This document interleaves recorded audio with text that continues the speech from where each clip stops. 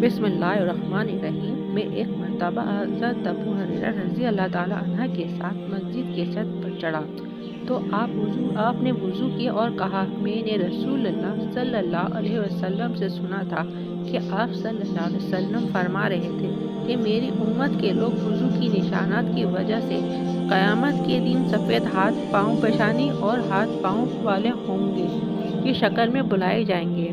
تو تم میں سے جو کوئی اپنی چمک بڑھانا چاہتا ہے تو وہ بڑھا لے، یعنی وضو اچھی طرح کرے۔